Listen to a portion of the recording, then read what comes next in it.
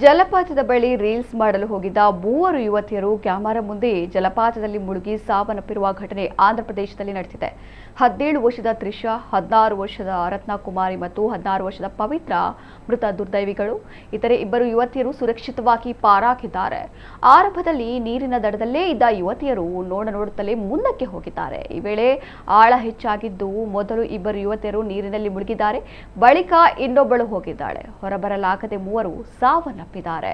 ನಂತರ ಅವರ ಶವಗಳನ್ನು ನೀರಿನಿಂದ ಹೊರತೆಗೆಯಲಾಯಿತು. ತಕ್ಷಣ ಘಟನಾ ಸ್ಥಳಕ್ಕೆ ಧಾವಿಸಿದ ಪೊಲೀಸರು ಪ್ರಕರಣ ದಾಖಲಿಸಿ ತನಿಖೆ ಮುಂದುವರೆಸಿದ್ದಾರೆ. ಮೃತದೇಹಗಳನ್ನು ಮರಣೋತ್ತರ ಪರೀಕ್ಷೆಗಾಗಿ ಸ್ಥಳಾಂತರಿಸಲಾಗಿದೆ.